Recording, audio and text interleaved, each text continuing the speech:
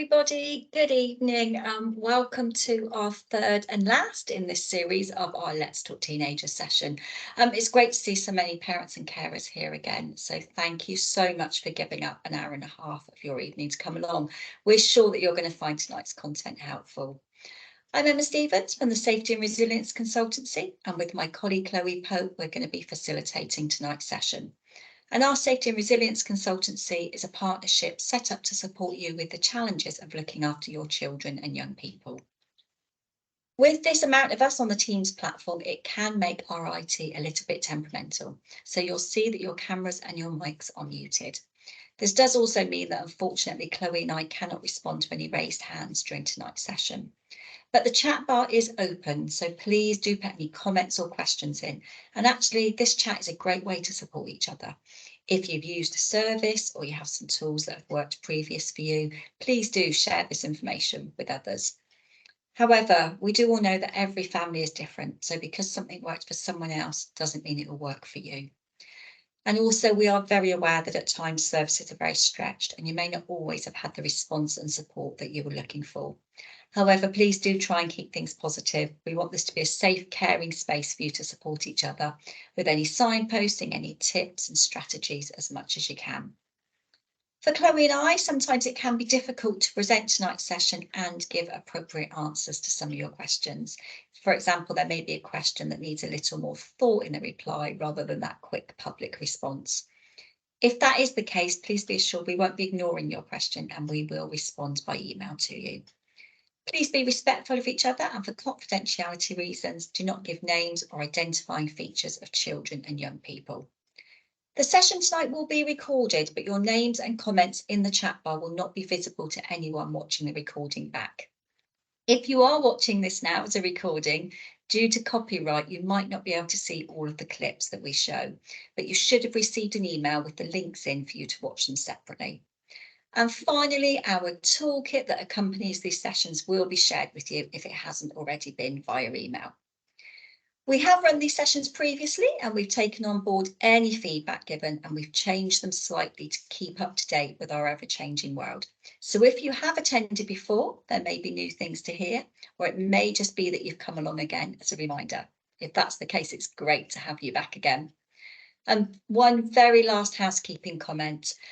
We do encourage you to share what you hear tonight and over the last few weeks with your young people, but it might need a bit of thought before you do share it with them. So tonight is not really suitable for your teenagers to listen to. So please sit somewhere where they can't hear you or pop some headphones in. So some of the content that we share tonight may be difficult for you to hear, but in a different way than it was last week. We can't apologise for this, as it's important that you know what your children and young people are facing. But one positive of being at home and listening remotely on the sofa is that you can mute us, you can take a break, and when you return, we may well have moved on. This is a great way for you to look after yourselves. These sessions are definitely not about telling you how to be the perfect parent. That person doesn't actually exist. But we're here to make you aware of some of the risks and issues that you may come up against. As professionals, Chloe and I go on lots of training and lots of awareness events, but we're always very conscious that the people who support children most, you as parents and carers, are often not given the same vital information. Being responsible for teenage humans is hard work, and to do a good job of this, you really need to look after yourselves.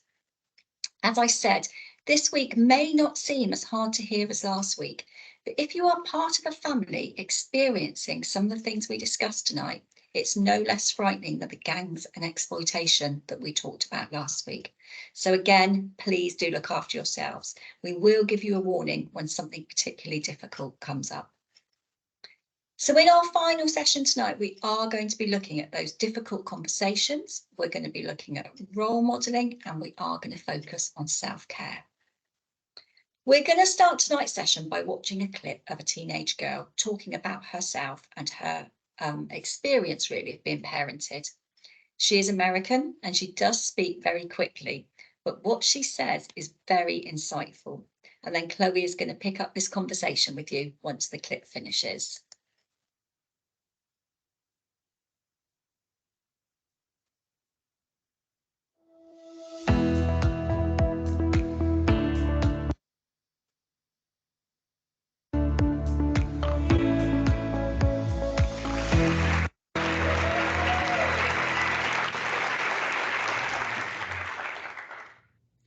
One morning shortly after my 13th birthday, I walked out into the living room and saw my mom reading 1, 2, 3 Magic Teen, Communicate, Connect, and Guide Your Teen to Adulthood by Dr. Thomas W. Fallon.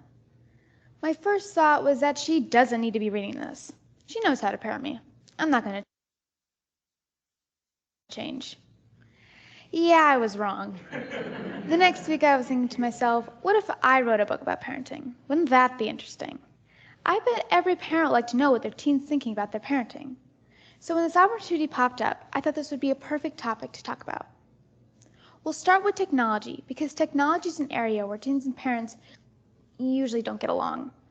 Mostly because of the difference between technology from today and when my parents were teens. In my opinion, I think a child should get a phone based off on the environment. So what I mean by that, if your child lives in Iowa, kids usually don't need a phone at a younger age. But for kids who live in New York City, they have to walk to school and get food in the city. So it's more important to have a phone at a younger age for safety purposes. There's age, but there's also time to consider. For me, I think the time limit should be anything that the parents can handle. What I mean by that, if you were spending 12 hours on your phone and tell your kid you only have 1 hour screen time, there's a problem. Don't set time limits for a kid if you can't follow them too. I mean, come on, parents, have a little fairness. A time limit should be anything that you can handle. In order to understand your teen, you need to understand what your teen thinks of you. Some teens describe their parents as certain stereotypes. These stereotypes fall into 2 categories, the boss and the loosey-goosey. The boss is a strict parent that you might hear saying, what I say goes, and when you make the money, then you can make the rules. The loosey-goosey lets anything slide. For example, a teen could stay up all night, but the loosey-goosey wouldn't have a problem with that. Also, a loosey-goosey could also be okay with one thing and be strict on another. For example, a teen could have a very strict bedtime, but have as much screen time as they like. The parent that I like to see is not the boss, nor the loosey-goosey, but in the middle. I call this parent the listener. The listener gives directions, but let their teen have options. The boss and the loosey-goosey aren't bad parents, but the listener takes the good out of these two and then leaves the bad. Imagine your teen wants to quit the basketball team and get a job at McDonald's. The listener would ask questions before the teen would make a decision. The listener would also give directions on places to work if they didn't want them to work that place. But how can you listen to your teen if he or she is so mad? Or how can your teen listen to you if you're so mad? Let's talk about emotions. So emotions, we all have them. But teen emotions are very special. According to Marwa Azab in her PhD article, Why Are Teens So Emotional?, the part of the brain that controls the emotional system is called the limbic brain structure. The limbic system is slower to develop than our logical system. It takes some time for a teen to connect her emotional system and her logical system. Basically, when I'm feeling sad or mad, the emotions feel very intense. When I'm feeling sad or mad, it feels like a wave has just crashed into me. I'm not thinking why I'm sad or mad, it's just there. One day after tennis practice, I was thinking to myself, I don't really want to join the team. It was a lot of work and it was every day, so I asked my mom about it in the car. She said that we're committed to the team. And all of a sudden, I started crying. I couldn't stop.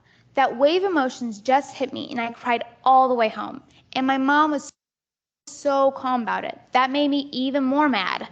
I was expecting my mom to get really mad at me, but when she didn't, that got me really mad. When I got home and calmed down, I was thinking about what just happened. I just had my first mood swing, and I didn't even know it. So what I learned about parenting from my first mood swing is that when your teen's experiencing a wave of emotions, the key for parenting is to stay calm. If you stay calm, your teen's wave of emotions will pass, and they'll realize that they were being silly. But if you fight back, your teen actually has a reason to be mad. They won't think about how they just had a mood swing, they'll think about how you just yelled at them. So parents, if your teen's experiencing a mood swing, stay calm and realize it's not you, it's emotions. As a beginner teen, I'm starting to learn about emotions, understanding technology, and seeing different types of parents. I also understand since I'm the oldest, my parents are figuring this out too. And by the way, I love my parents, and this is not about how bad they are at parenting. This comes from a variety of places and my realization on, wow, it's really hard to parent a teen. We all experience like what it's to be a teen, but with a little bit of listening, we'll all get to the finish line. Thank you.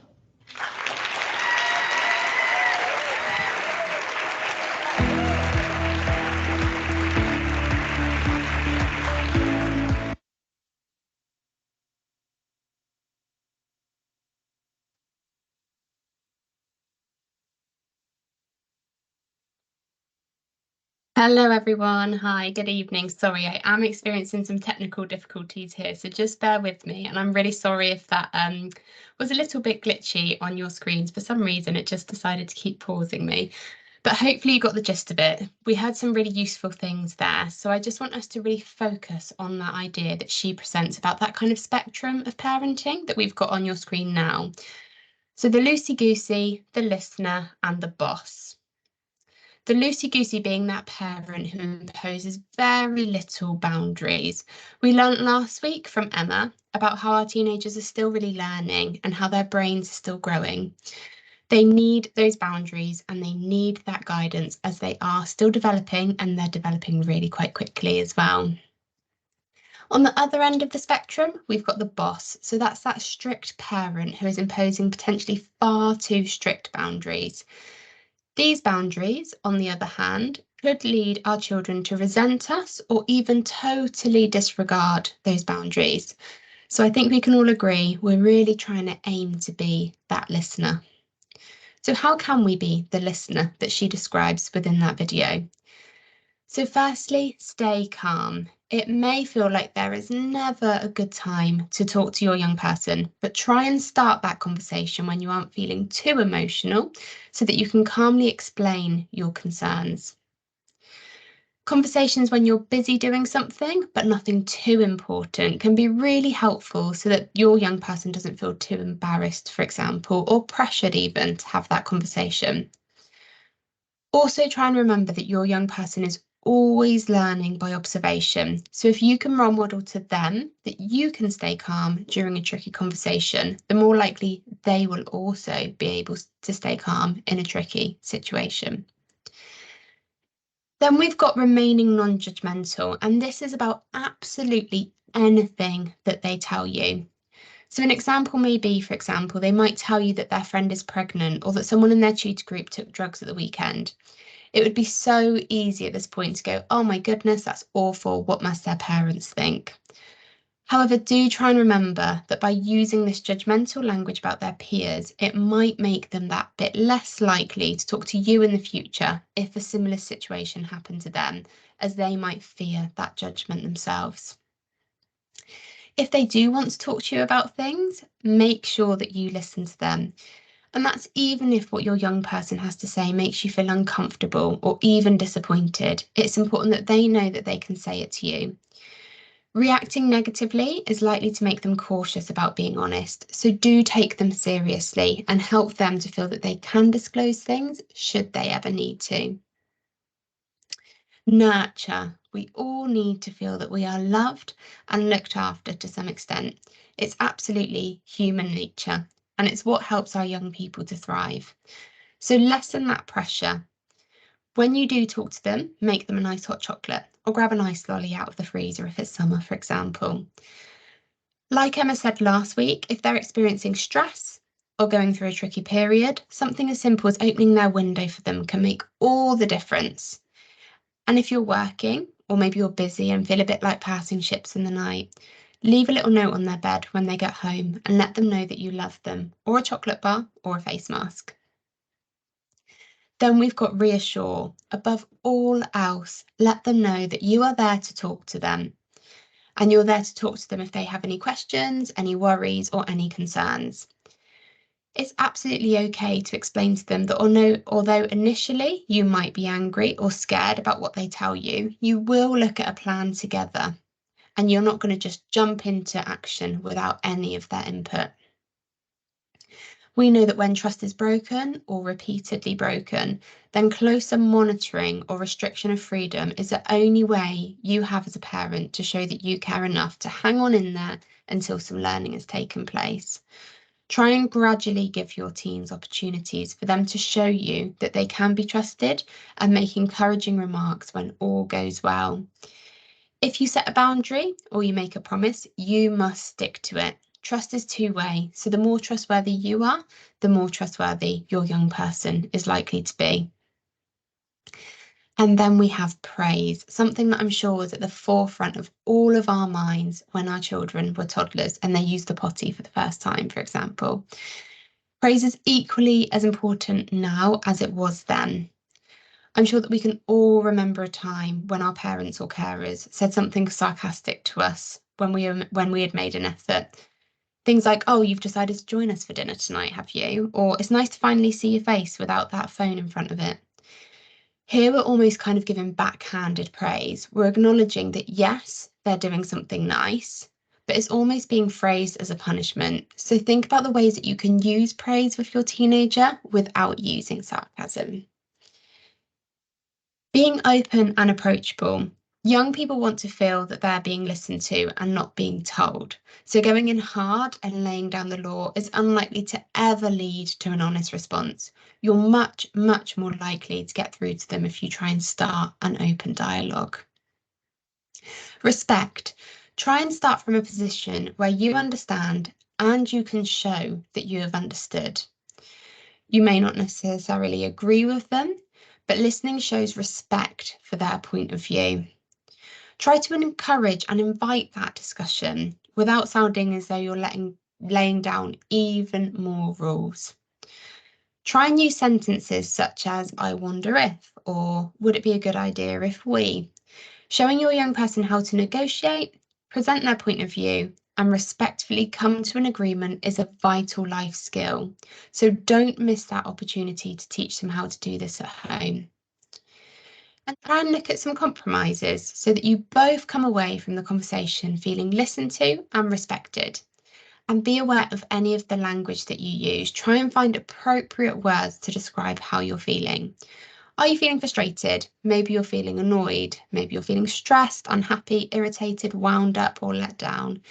It can be much easier to explain how you feel and help our young people to understand that as well, if we can use those right words. Then we have ongoing conversations. So it's a real myth that you need to just have that one big awkward talk with your young person. Helping them to feel that their thoughts and actions are not a taboo subject and that they can bring them up at any time without it being a big deal can be a real great comfort. It also helps them to feel that they have someone to turn to if they do get stuck. And this doesn't awkwardly mean kind of shoehorning that topic into conversations, but simply checking in from time to time and letting them know that they don't need to be embarrassed if they do want to talk. Speak to them then and there. And try not to put it off. Just remember that that opportunity might not arise again. And if they do make a worrying disclosure, for example, about some of the challenges that we've covered, try and gather information from them about what has happened or maybe what is happening in a really gentle way. Remind them that you're here to listen. There's absolutely every chance that they'll find this conversation awkward or unpleasant, as I'm sure that you will as well. But knowing that you're there to help them if they do need it can be a real big comfort. Besides, any information or advice you're able to give can make all the difference when it comes to making good decisions in the future. And try not to take things too personally. It may not be you that they're angry with at all. Emma, over to you. Thanks, Chloe. I just want to jump in for a minute to go over what some of Chloe just said about those conversation starters.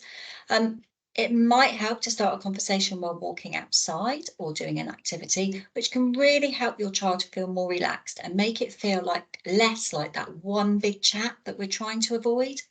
It can also help both of you to be in a neutral space, for example, not in their bedroom.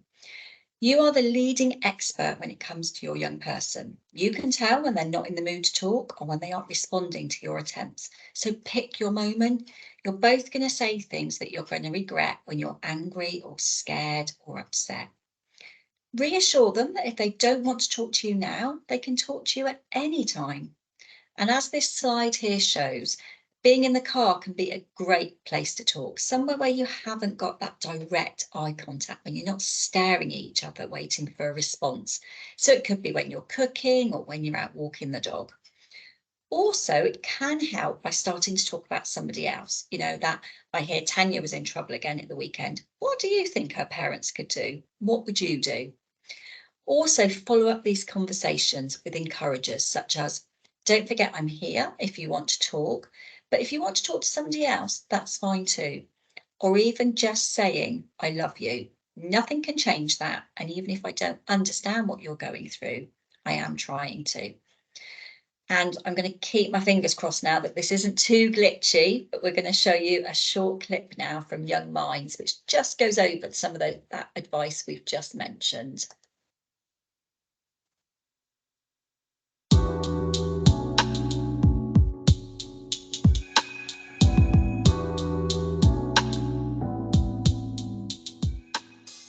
So it's really important when having difficult conversations with your child to use a warm tone of voice.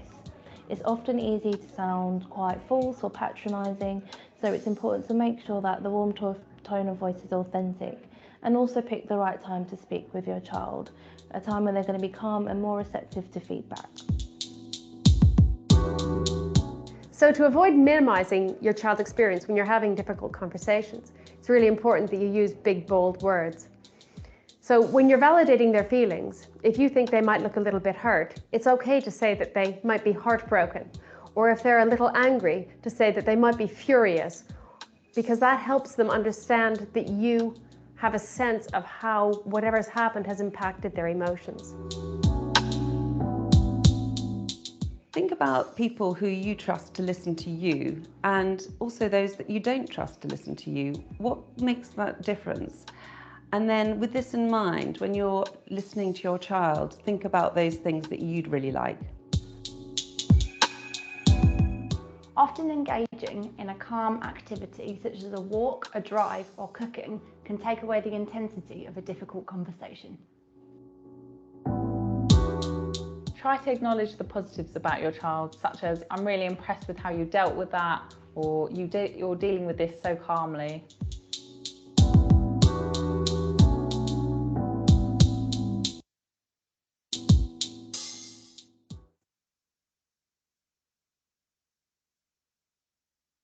Okay, so what happens when all of this goes wrong? What happens when we make a plan? We have all of these open conversations with our teenagers, and yet there's still that one big, really tricky incident. I guess firstly, it is important to recognise that none of us are perfect. I'm sure we've all made mistakes, especially when we were teenagers. So first thing to remember is to try and never say anything along the lines of, I told you so, or I knew that this was going to happen. So then how do we actually recover from that big incident? Well, firstly, I want to acknowledge that it's absolutely okay if you find out information or your teenager discloses something very worrying to you and you're left feeling really quite angry and worried. It's absolutely okay to say something along the lines of, that's made me feel quite worried, so can you give me some time to think about it and we can chat about it again later. However, it is important that if you do feel able to respond to them then and there in a calm way, it's always better to have those conversations when your teenager does bring them up. But whenever you have that chat, please make sure that you are in a relatively calm state of mind. It might be best to try and have that conversation with your teenager when they don't have to look directly at you. So think about doing things like cooking dinner or driving. So what happens when we're ready to have that conversation about the big incident with our teenager? So firstly, determine all of the facts about what has happened and try and do that in that non-judgmental way that I just spoke about.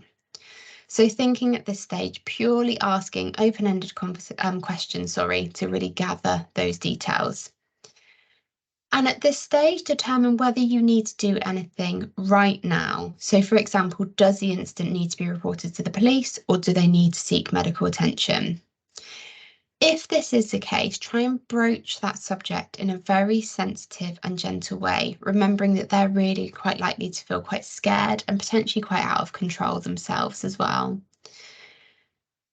you've done everything that you feel like you need to do as a parent to keep them safe, this is a chance to have an open conversation with your teenager to determine what went wrong and what they could do differently next time. It is important to try and get your teenager to say this rather than telling them yourself kind of what they did wrong or what they could do differently next time. This will then result in them feeling more comfortable to come to you again in the future should they need to. But it also helps them to elicit that change themselves, as they won't be feeling like they're being told what to do by their parent. And if your child has been in an unsafe, scary and risky situation, really try and think about how they're likely to be feeling now.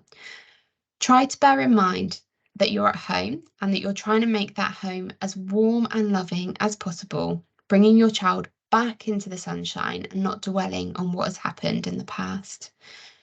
We all know how we feel when our mistakes are brought up again and again and again.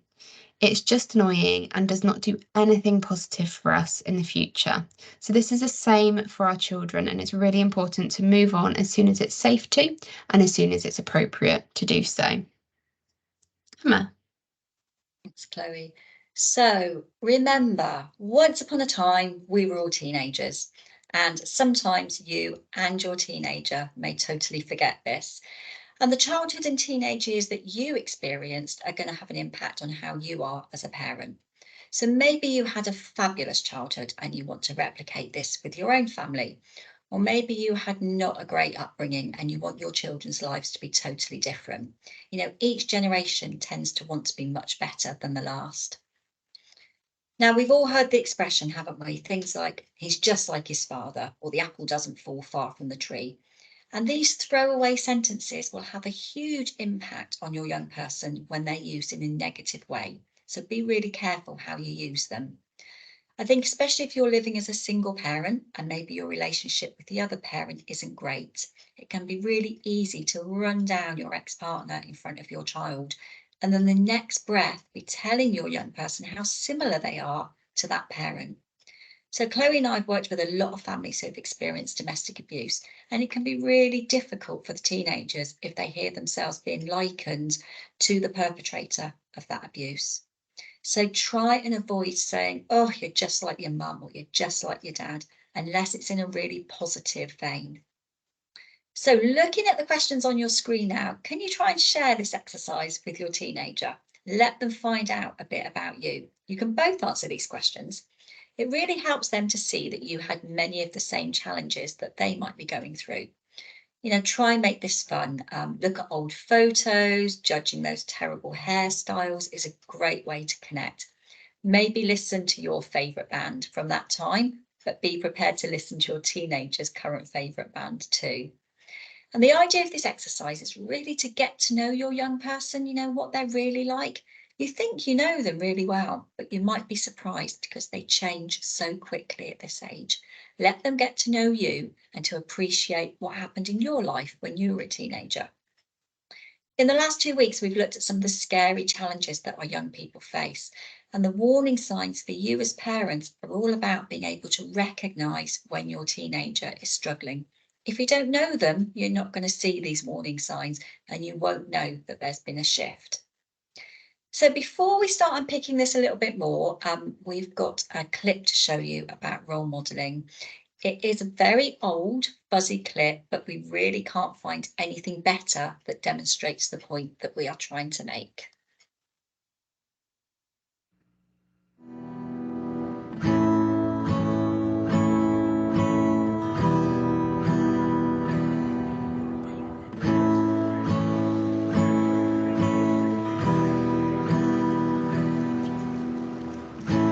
Looks like rain again today. Dark clouds gather and fill the sky. Don't know how to talk to you, just know how to say goodbye. Do I think God is life as life? I don't think so. Did you see it back there, George?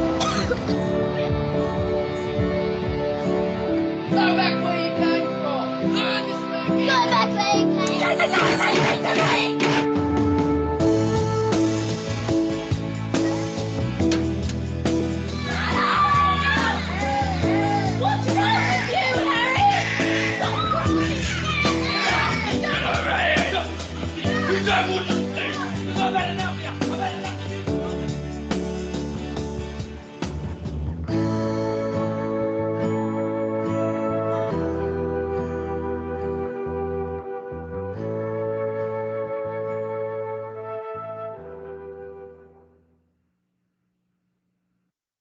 So from that clip, we can clearly see that the question to ask is not whether your children are going to copy you, because they will. The question is which behaviours you want your children to imitate. What our children see and believe they're going to become, but it's never too late to start over and reinforce new positive behaviours. Deciding what behaviours, attitudes and beliefs you want to model gives you the opportunity to consider your own values. You know, what kind of person you are and what kind of person do you want your young person to be. So common sense, simple observation and psychological research shows us that children often grow up to mimic the behaviour, the beliefs and the attitudes of their parents. So for example, children whose parents smoke are more likely to become smokers themselves. If their parents abuse alcohol or drugs, their children are more likely to do the same. And children raised in homes that experience frequent domestic violence are more likely to either abuse their partners or be abused by them as adults. And on the flip side, children also repeat positive behaviours that they see in their parents. So it's never too late to leave an abusive relationship. It's never too late to talk about those behaviours that your child has seen. We often see multiple generations of the same family entering the same profession. For example, if your mum's in the police, you're more likely to join the police. If your dad's a nurse, then you're more likely to go into medicine. And children whose parents have healthy self-esteem do tend to be more confident and actually hold themselves in that higher regard. So we can see that part of the explanation for why qualities of parents are often repeated in their offspring is genetic. Gosh, I can't even say it. Genetic. So it's indicating that power of nature. So that's the bits that are hereditary.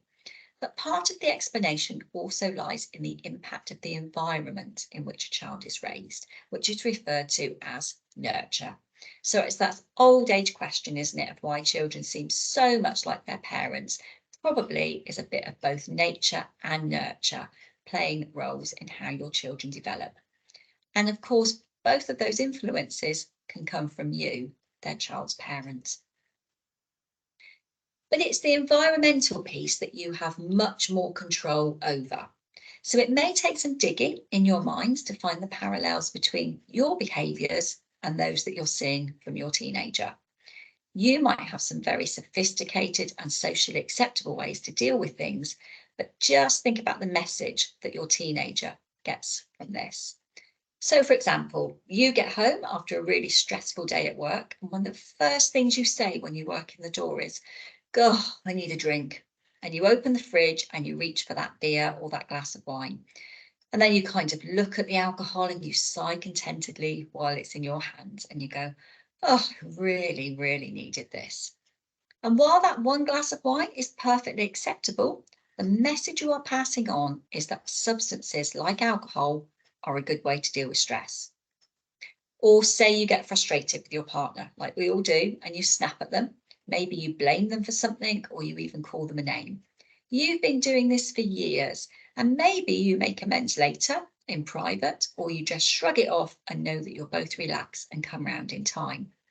But what your teenager is seeing here is the disagreement, but they're not seeing the repairing of that disagreement. And so they learn that that's just how it goes. So even when your child, it feels like they're not listening to anything you say, they really are picking up on all your behaviour. So try and let them see the making up as well as the argument. Being a positive role model requires effort, forethought and self-control for most of us as parents. Because your children are watching you all the time, your actions, beliefs and attitudes really do become integrated into your children's way of being. So it's really important that you are as intentional as you can be about the behaviours that you model for your children. And being aware of this huge responsibility can encourage you to be better yourself. For example, if you don't want your child to smoke, then one of the most effective ways you can communicate that is to quit smoking yourself. And then next on this list, we've got the walk the talk. So unfortunately, that do as I say, not as I do, simply does not work. Children can sniff this out immediately.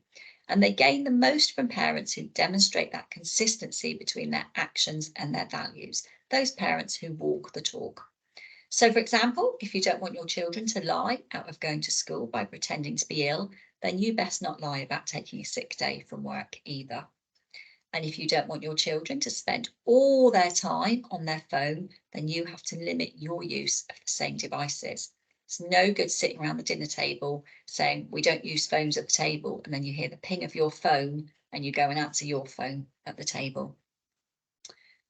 So thinking about language, your children are not only watching you carefully for clues about how to be, they're also listening to you. The way you speak, what you speak about, and the opinions that you express really will have an influence on your young people. So consider how you speak to them, how you speak to your partner, your friends, your neighbours, even the checkout person at Tesco's. Do you model respect of everyone through your words and your tone of voice? Think about how you might comment on the body shape of somebody, just saying that, wow, I saw Julie in Tesco today and she's got so fat. Just think about the impact that those words are having on your young person.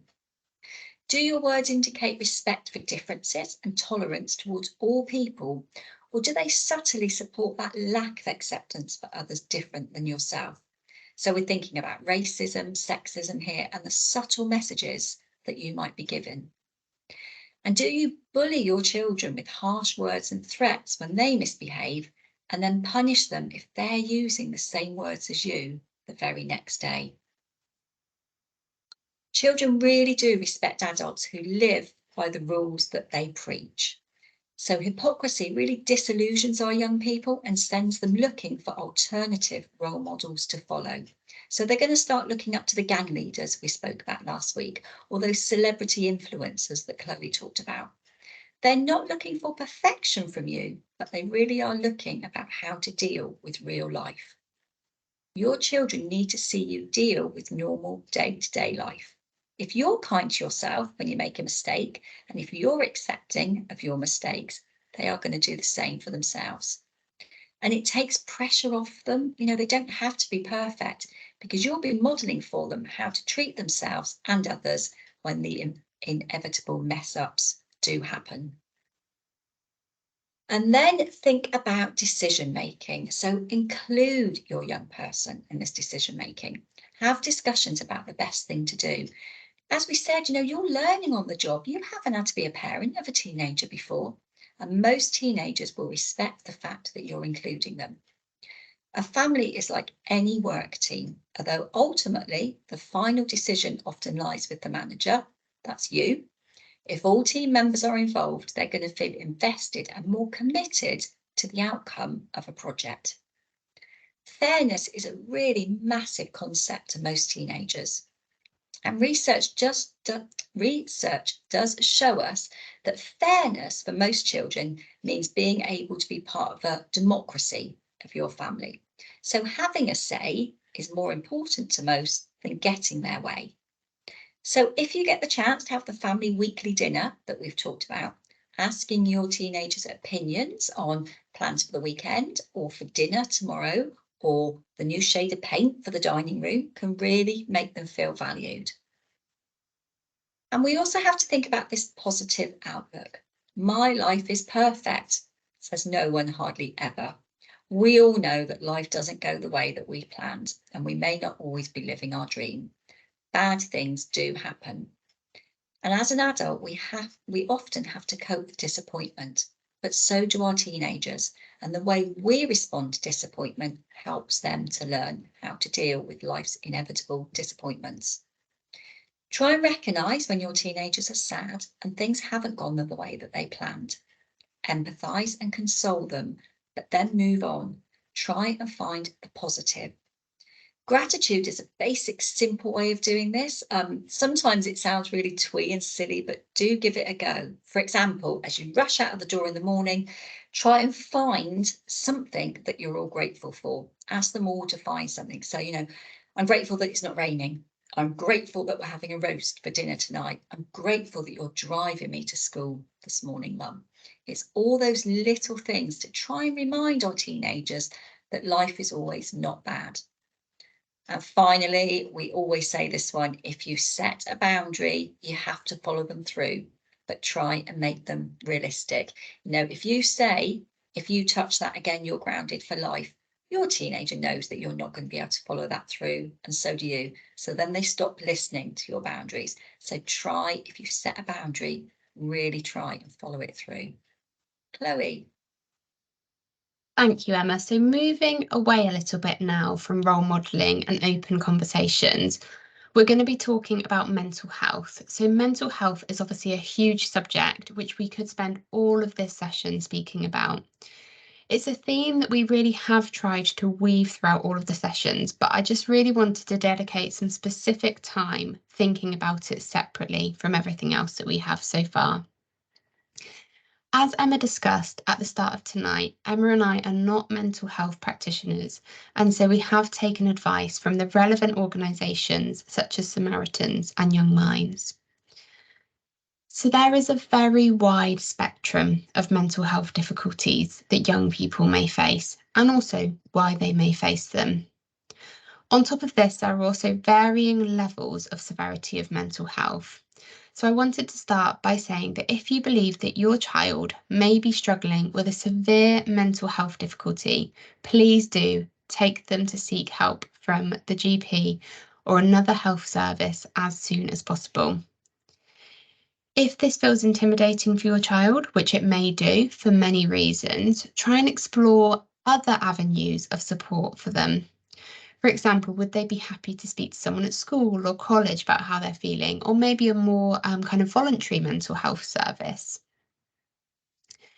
So looking at statistics, we know that 1 in 8 young people have at least one diagnosable mental health disorder.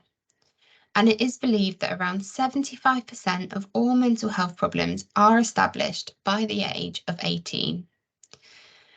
So when we're talking about mental health, we're talking about anything really, from low mood to anxiety, eating disorders, personality disorders, self-harm related behaviours, and the list really does go on and on and on. Each mental health problem comes with its own set of signs and symptoms, but the biggest one for you to look out for as parents, which is likely to occur in most mental health conditions, is a change in behaviour. So is your child going out less, for example? Maybe they're seeing their friends less. Maybe they're staying in bed much longer. You might also want to look out for some physical signs. So thinking about things like marks on their body, extreme weight loss or extreme weight gain, taking less pride in themselves, and maybe things like showering less, for example. I think it's really important to acknowledge that because we see our young people every single day, it can be difficult to pick up on these signs. Because often signs or symptoms relating to mental health are often quite gradual, or there could be many other reasons that they're not seeing their friends, for example. They might have an exam coming up that they need to spend more time revising for, or they might be spending more time in bed simply because they're teenagers. But remember, as parents, you know them better than anyone else, and the main message here is to always trust your gut. So we spoke about safety planning quite a lot over the past couple of sessions, and mental health is another area that would really benefit from a safety plan. So firstly, if your young person discloses that they are thinking about or have a plan to take their own life, always take this seriously. Never downplay it by saying things like, oh, you wouldn't do that, would you? Or don't be silly. Phrases like this will make it less likely for your young person to speak to you about this again and could heighten their risk. So speak to them about it and always call 999 in an emergency. Think about objects that you might have around your house that could really heighten their risk. And that could heighten their risk in terms of their physical safety or also their emotional safety. So, for example, are they having or acting on thoughts of self-harm? If they are, think about how easily accessible things like razors or knives are to them. If they're really struggling with their body image, or you have concerns about their eating habits, for example, Think about things like mirrors or scales in your house. Could you remove them, for example? Or maybe if you've got lots of mirrors, could you think about doing something nice, like putting the positive messages on the mirrors? If they're having thoughts about taking an overdose and you don't already, try and consider putting a lock on your medicine cabinet. We know that there are age restrictions on buying things like knives and razors and medications. So this is something that within the UK especially, you can try and use to your advantage as their parents. So there are so many theories about mental health. There's theories about how mental health difficulties arrive. There's theories about what we can do to help them. And mental health throughout the years has been extensively researched.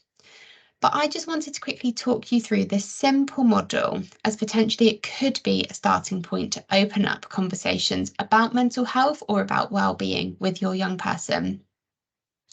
So this model on your screen now is called the hot cross bun model, so quite nice and easy to remember.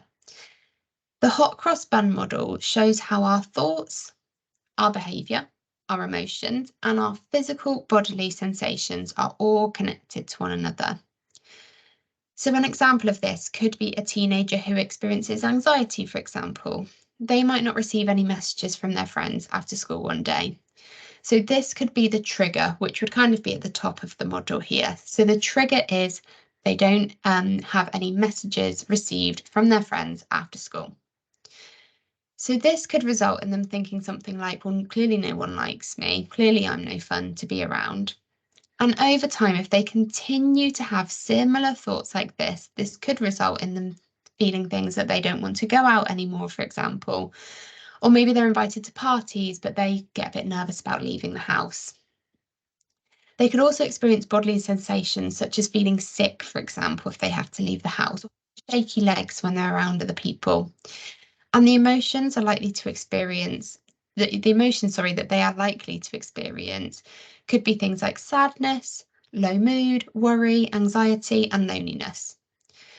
So that's just one example there, but hopefully that kind of illustrates how all of our kind of thoughts, our behaviour, our bodily sensations, and our emotions are all so closely linked. Now, we have very little control over the emotions that our young people feel. We also have very little control over their bodily sensations or even their behaviour, but we can, to some extent, help to shape their thoughts. So try and really pick up on conversations with your young person when they mention what they're thinking. So if they said something like, Carly gave me a bit of a funny look today, I don't think she likes me anymore. Could you challenge that? Could you say something like, well, does that necessarily mean that she doesn't like you, or might she have some stuff going on? Try and challenge any negative thoughts or opinions that they have and really help them to kind of reframe them. So I'm not suggesting that this is a magic wand, but helping them to modify their thoughts will have some impact on their feelings, their physical sensations, and of course, their behaviour. We've spoken about conversations between you and your young person throughout all 3 of these sessions. We know that we don't have magic wands, but our magic wand could be communication. It's the thing that really, really can transform our young people's lives. Talking about mental health as well is also incredibly important as it helps to reduce that stigma. There's a bit of a myth that if we talk about mental health, it will do more harm than good, but actually it really is quite the opposite. What we do know about mental health is that generally the onset of mental health problems is gradual, but help is usually sought after once that young person has hit rock bottom. What we want to try and do is really avoid rock bottom. So we want to try and get in there early and have those conversations from the very start as soon as we start noticing any signs and having concerns as parents. Now, I am very, very aware that some of you might be listening to this feeling like you've potentially already hit rock bottom with your young person. If that is the case, please do seek professional help for your young person. Mental health problems are never solved overnight and sometimes require years of therapy. So if this sounds like your family, or maybe you're on a waiting list for help, do still try everything that we spoke about. Do try going back to those basics, keeping those conversations open and gently reminding your teenager that you're there to support them, but also reminding them that small things that they can do to help themselves will definitely support with their well-being. We can never pour from an empty cup, and neither can our teenagers. So as we spoke about in previous weeks, do try and encourage self-care. Think journaling, think lighting a candle, going out on their bike, whatever it is that brings your young person joy, encourage it at all times. Emma. Thanks, Chloe. We just want to say a big thank you. Actually, the chat has been amazing tonight. You've shared some really great strategies with each other, so thank you for that. I am just going to return to the scary subject of self-harm. I'm going to be talking for about 10 minutes, so if you feel this would be a difficult subject for you, now's the time to put us on mute and go and make a cup of tea. So self-harm is when someone hurts themselves on purpose as a way of trying to manage distressing or overwhelming feelings and experiencing. So someone who is self-harming might be dealing with lots of intensive thoughts and feelings, and hurting themselves may be the only way to cope. Or they might feel numb and they're hurting themselves in order to feel something. If your child is self-harming, or you're concerned that they might be, it is incredibly worrying and upsetting for you as the adult in their lives. The most important thing to remember is that you and your child are not alone. Lots of young people go through this, and they come out the other side with different ways of coping with these difficult feelings. We're just going to play you a short clip of young people explaining how their parents' reaction to what was happening played such an important role.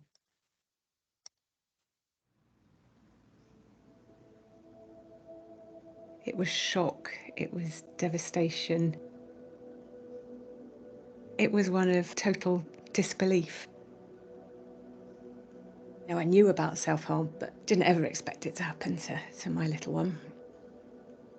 And I just put my arm around her and I said, it might help if you talk to me and we try and find, some way of helping you get through this.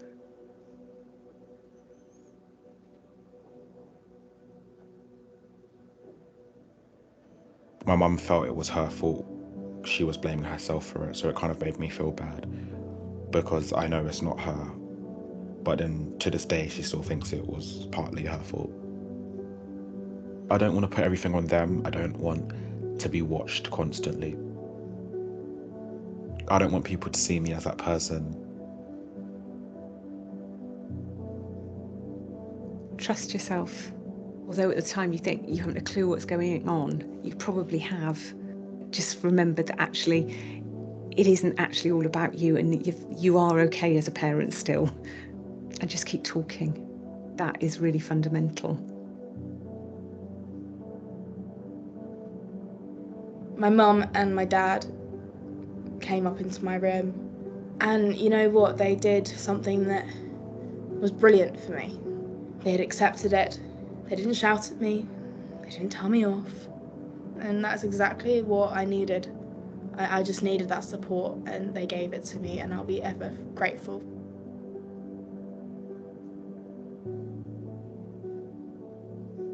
I think it's really important to have the trust, because if they don't trust you, then they're not going to be open with you. Everything's going to be secret. And then when you know the problems, you get the professional help. It's important to get the professional help. It was definitely like a weight off my shoulders, because I've always known that these people care about me. I feel very lucky to have a lot of people around me, like all my friends, my boyfriend, my parents, and other people in my family. That's a very positive thing that has come out of this, being able to communicate a lot more with them. She's done brilliantly, but it had to be when she was ready, on her terms and not mine. And that as a parent is hideously hard. It took some time, but yeah, I have my moments, I have my days. Before I didn't have aspirations, but now I do, and I see a future.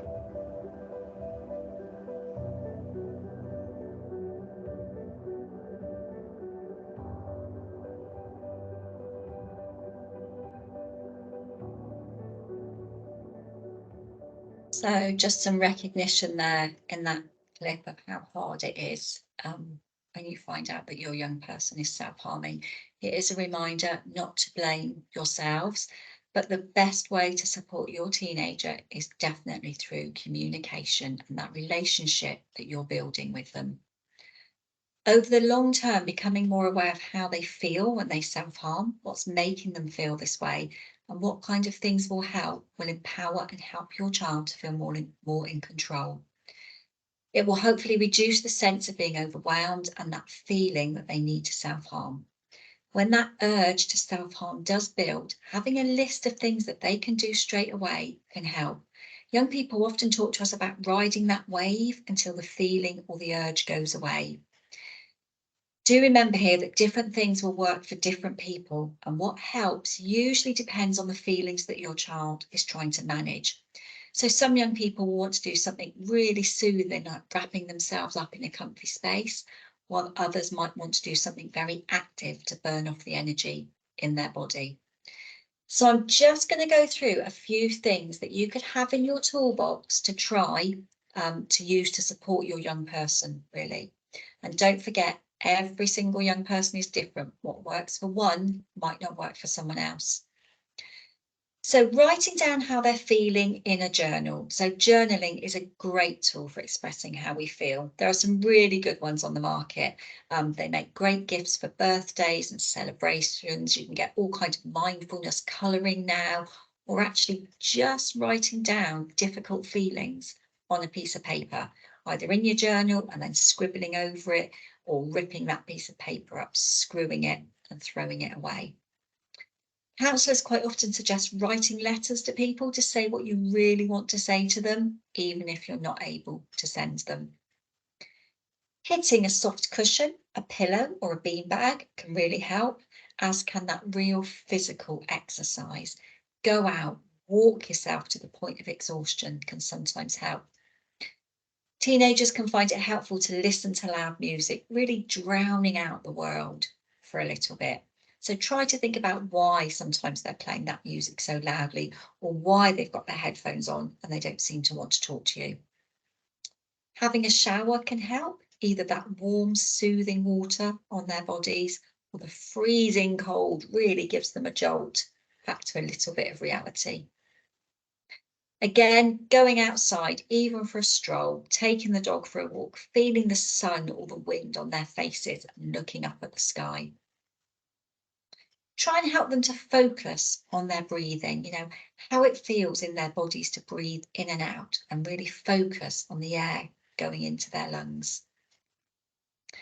Wrapping up in a blanket or a duvet, fresh sheets and a fluffy blanket. We talked before about how soothing a freshly made bed can be. Some people find tidying or organising something really helps. Talking to someone, a friend, a family member, or calling a helpline. Doing a hobby, something they enjoy that makes them feel calm. Painting, drawing, colouring in, Play-Doh, modelling and Lego are all really great tools that you can use. Some young people find that an ice cube or a cold drink on their skin can help. Some teenagers find that hair pinging, having a hairband pinging, having a hairband on your wrist, and pulling that against your skin. Delay tactics can sometimes work. Keep them busy, get them to cook dinner, play a video game, watch TV with you, whatever it is to keep them busy. And your child might want to use an app, something like Calm Harm, so that they've got something on their phone that suggests different techniques they can try when they feel the urge to self-harm. And I can't reiterate enough that every single child is different. So sometimes it helps to try lots of different things until you find something that really supports your child when they're feeling these urges to hurt themselves. If your child tells you that they're struggling, whether they're anxious about exams or friendships or just feeling overwhelmed with life, it's important to make sure that they feel seen and heard. They might not be able to name that feeling or tell you what they're feeling, just so defeated and rubbish about. So it's really important just to listen and be there. You don't have to have answers to some of this, Just listening and being there is really important. If you're worried about something that's come up in conversation, be honest. Be clear with them that you are worried and how you want to support them. So if you are having some of these difficult conversations, it's really important to validate their feelings. So you could say something like, it's really understandable that you're feeling like this, just to let them know that those feelings are okay. There's nothing shameful in those feelings that they've got. Thank them for sharing what's going on, for trusting you and be encouraging about the way that they've opened up. Again, always let them know that you love them, you're there for them, and they can talk to you whenever they need to. Again, you might not have the answers, but the two of you could find the answers together. Spend some time together. Think about what is making them feel this way. It could be something at home at school, it could be a relationship with a friend or family member, or it could be nothing. Just those feelings are overwhelming them about being a teenager. Let your child know about the helplines, the text lines, the online chat services, the apps that are available. You've shared some of them in the chat tonight, which is brilliant, and we'll share some at the end of tonight. Young people can find it difficult sometimes to tell you because they don't want you to be upset. So reassure them that it's okay to use these services that are out there. And again, a little bit of trial and error until they find something that works for them. Do remind your young person that this is temporary. Reassure them that things will change and that they can feel better. Try and avoid conversations at the height of their distress. It is important to be there for them, but it can be more helpful to talk about it when they're feeling calmer. Sometimes it's important just to be there with them when these feelings are overwhelming. And if you think your child needs professional support, speaking to their GP and school, or considering whether counselling or therapy might help, these are all really good places to start. And sometimes when things are hard, try this well-known grounding technique. It's really good for you and them. It can help just before or just after a really tough conversation. And this can help you and them to focus on the bigger picture. So firstly, we're going to ask your young person to take a deep breath in. And then you're going to ask them to look around for 5 things that they can see and say them out loud. For example, right now I could say I can see my laptop, I can see a cup, I can see a picture frame, I can see a notice board, I can see the dark sky out of my window. So it's about naming those things that you can actually physically see in front of you.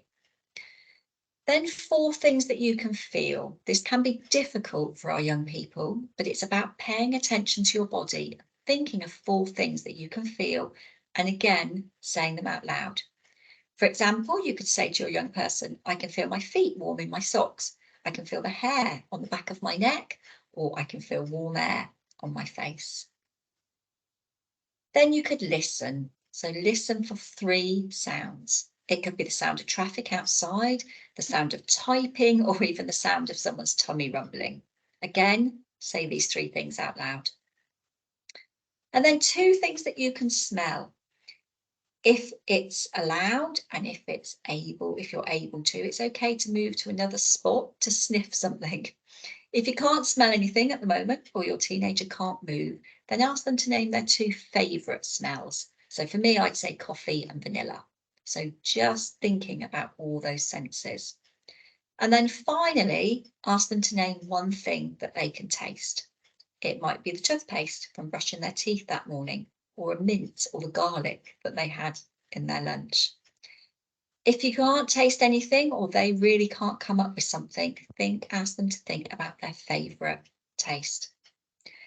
So I think the point of all this is to remember that every little helps. There are no magic wands. There is not an instant fix to some of this. It's just about being there for your teenager, trying everything and anything to help them feel better. And even this one on the screen now about the 5, 4, 3, 2, 1. It's a great one to share with teenagers, maybe just before a job interview or just before a difficult conversation at school or college. But I think the main question to take away, the main answer to take away is just try everything. Chloe. Thank you, Emma. Okay, so I hope you're all feeling all right tonight. So some tough subjects that we've covered again, and we are coming to the end of our 3 sessions. We really do appreciate that each subject is an ongoing conversation and that we could easily dedicate hours more to every topic that we've discussed. So we want to leave you with some support services for you to research and tap into if you need to. And hopefully these services will help you to never feel alone as a parent. So I'm going to discuss some national ones, and then I will tell you about some more local ones to Devon. So first up on your screen now is Young Minds. And as I go through each of these services, do feel free to take a screenshot and come back to them if you need them. So Young Minds is a charity which has lots of resources that can help to support both you and your teen.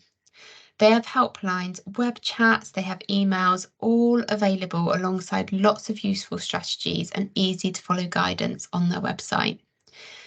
They support young people up until the age of 25 and help with setting up parent support groups, which some of you might find quite useful. Ask your teenager if they've heard of them as well, and perhaps look at their website together. Then we've got Childline. So Childline is one that is often overlooked by teenagers. And that's probably because of the name. They think it's more for younger children, but that's absolutely not the case. Again, useful articles, resources, and forums for young people. The great part about Childline is that it is a 24-hour service. They offer support with bereavement, exam stress, and crime, as well as mental health difficulties. Now we've got a little video for you about the next support service, Coos. This is where I go to express myself, to feel safe, feel listened to connect and chat with others, to know that I'm not alone. This place is Cooth. There's a reason Cooth is a big part of my life. Far too many of us suffer in silence with our problems. It can easily develop into something we find difficult to share with friends or family. With me, it started with an argument between me and my friends. But without reaching out, day by day, feeling this low became overwhelming. So I logged onto Cooth to find support. Cooth provides users with a free, confidential, safe, and above all, an anonymous way to ask for help online. Counsellors just like me are available to provide online support no matter what the problem is. My outlook on how I deal with my problems has changed. I realise now this isn't something I have to deal with alone. I feel understood and supported.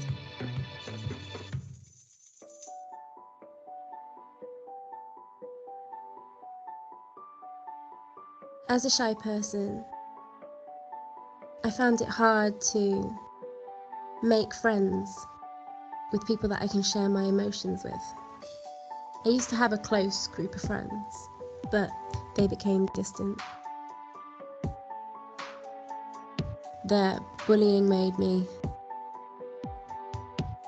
anxious and lonely. I didn't know where or who to turn to for support. Cooth offered me a safe, non-judgmental place to talk, and I don't think I could have talked to a counsellor face to face. With support from my counsellor, I was able to focus on things that made me happy, like going to the cinema with Mal. It was to be a year like the last, where I drift further away from my past, creating a life without much happiness. My dad was always broke, but the time he spends with me now is too short and seems rare. I know feelings are meant to be shared, but to find someone new to share them with, who could it be? My brother, the shining example of how to be everything we're expected to be. He wouldn't be feeling this way. Weakness is what he would say. My teacher told me about Cooth. I was a bit nervous at first, but chatting anonymously online seemed like an easy way to find support. Their response was understanding and caring. Getting advice in a confidential space where my privacy is guaranteed. Learning new skills to help myself during extreme times of anxiety. Learning that there are people there that will listen. I believe that this year will be a year like no other. I connected with Cooth and found a way to happy in me. If you or a friend are in need of a path to a happier place, or know someone who is a little lost, counsellors are available to chat until 10 p.m. every night, 365 days a year. Cooth is free and super simple to use. So if you're upset, angry, confused, log on to Cooth. And you'll quickly feel like you're a part of this amazing community.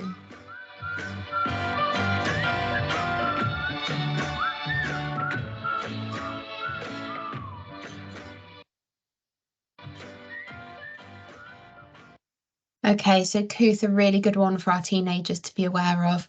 Cooth.com, get them to check it out, see what they think. Then we come on to the Samaritans, which is support for you, the adults struggling with all of this, as well as for your teenagers. Not just a number to ring if you're feeling suicidal.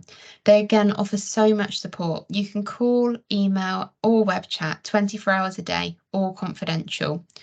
Try everything and try anything until you find something that suits you. Emma. Okay, so we are going to start wrapping up this evening, but it's been tough, hasn't it, tonight? And actually being a parent of teenagers is really tough. So we're just going to remind you about taking care of yourselves a little bit. So many people treat self-care as almost a kind of self-indulgence, images of eating flakes in a bubble bath or taking walks on the beach might float through your mind. But not only is this inaccurate, but it can turn practical people away from practicing self-care that could improve their physical and emotional well-being. So the difference between that self-indulgence and self-care essentially is the outcome. So self-care habits help us to stay healthy and at the top of our game. And self-indulgent habits like binge watching TV or avoiding important responsibilities tend to be short-term fixes rather than real solutions to health needs.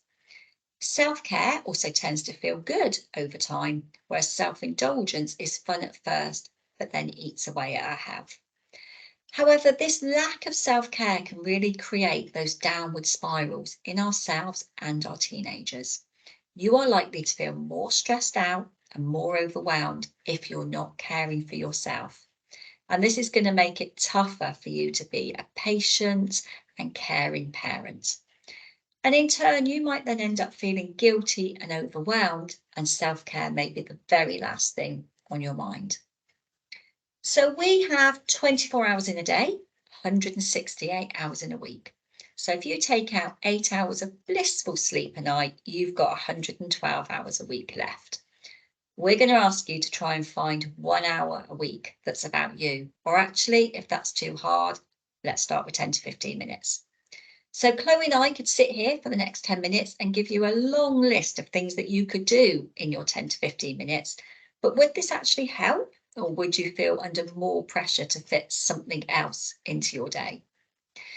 So there are a few examples of self-care that you might not have considered. Things like brushing your teeth twice a day, eating properly balanced, nutritious meals, getting regular exercise, or actually even taking your medication for a physical or mental illness. And all these practices fall under that category of self-care because they're helping you to maintain a healthy lifestyle. These and other self-care activities can help you feel your best so that you can accomplish everything that you need to get done in a day. People often say, put yourself on your own to-do list. But sometimes the best way for a parent or carer to do self-care is to think of yourself as if you're the child and you need to be giving yourself that advice. We're always thinking, aren't we, about what our teenagers need. Are they eating well? Have they been outside today? Are they getting enough exercise? God, do they need to talk to me about their feelings? Are they sleeping enough? Are they going out with their friends enough? You know, it's 100 questions an hour. And we can usually recognise the factors that cause our teenagers to go into a meltdown. You know, do you remember when they were little, we used to say things like, oh my goodness, I've been giving them junk food all weekend. They're not going to sleep tonight. Tomorrow's going to be a disaster. You can see it brewing in them. You need to be able to recognise that in yourself. So pretend to be your own parent sometimes so that you can see it. Pick something for yourself that is non-negotiable, so sleep or exercise. Maybe a Saturday morning cup of tea in front of the TV is your non-negotiable activity. Maybe watching an hour of Bake Off on the reruns that you've missed tonight is a non-negotiable activity for you. So the important thing is to try and find just 1 or 2 things that you can build into your day that will keep you from getting completely run down. Back to good role modelling. Your teenagers need to see you doing that self-care for yourselves. So we have just got another quick clip to show you, just to sum up all the self-care info I've just given you. It is Australian parents talking, but it nicely reminds us of things that we can do. I do know what self-care is, and I practice self-care pretty regularly. Self-care is basically looking after your well-being. Really looking after yourself in every aspect of your life. Self-care is something that I looked up on my way here. Self-care is looking after yourself physically and mentally. So it's looking after yourself and nurturing yourself and giving yourself some time to meet your needs and having some time out for yourself so that you can be less stressed and be able to clear your mind and think clearer. We've got a dog, so I walk the dog when I need to.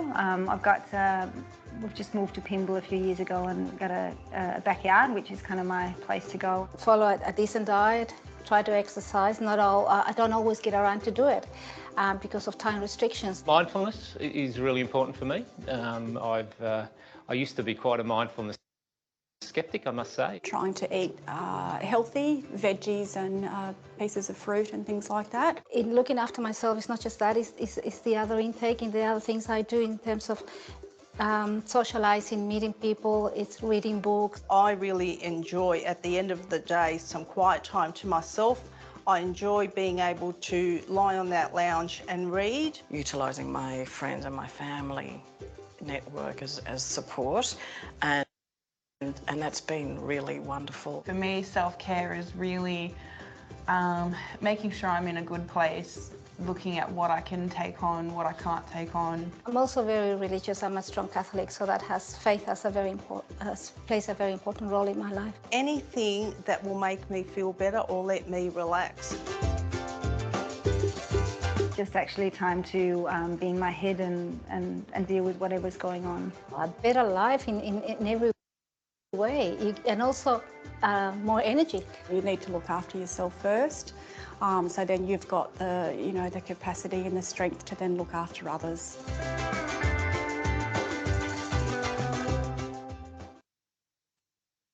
So I do know what self-care is, and we're going to listen to it again. So self-care isn't all bubble baths and candles. And a good analogy is to think about being on an aeroplane, isn't it? And the oxygen masks, hopefully you'll never see this, but the oxygen masks come down and they always tell you to put yours on before you put your child's on. So you are only going to be able to cope with these teenage years if you really look after yourself. And I just wanted to share this quote with you. Steve Biddulph writes some good books on raising children that are worth a look at. But this quote hopefully reminds you that all your hard work, parenting teenagers will pay off. Chloe. So just a final thank you so much for coming along to these sessions. It's been great having you all here, and we really hope that you can take away something useful from the 3 nights. We appreciate that it has been tricky and we've discussed some really serious topics each night. So thank you all for your input and your feedback so far. Do keep an eye on our social media. The link will be in the next slide. We often share things on our social media, useful services that we know of and support, so it is worth giving us a follow if you can. And do keep an eye on our socials, because we will be using this to share resources as well as letting you know of any further sessions, one of those being our pre-teens. So we've been running a series of pre-teen sessions whilst we've been running these teenage ones, and we've got our final pre-teen session on Thursday. So we've got the QR code that's there, so please do scan it to sign up for our final pre-teen session. In our final preteen session, we will be talking about wellbeing and mental health again. So do come along or let family and friends know if they have young people aged between 9 and 12. So go and make yourselves a nice cup of tea and unwind a little before you go to bed. Give your teenager one of those extra long hugs, or just pop your head in just to say goodnight. Try and share with them some of the things that you've heard about tonight. Help them to open up those conversations, help them to have those awkward and embarrassing discussions that we've just acknowledged really do need to be had. Please look at some of the self-care strategies that we've talked about and add a little bit about you, add a little bit for you into your busy day-to-day lives. Remember that there is absolutely no such thing as a perfect parent. We're all trying to do the very best that we can. And we don't always get it right, and that is absolutely okay. It is the biggest, most important job that you will ever have. You've got this. So on behalf of Emma and myself, would like to say thank you. Thank you all so much for attending, whether that's just tonight or the past 3 sessions. We really do hope that we'll see you again in future sessions. We've got the QR code on your screen now. If you don't mind scanning that and giving us some feedback, that would be brilliant. It really does help with future funding for sessions, and also knowing any kind of changes that we can make that would support you best as parents. So a final thank you and good night. We hope that we will see you again soon. Goodbye.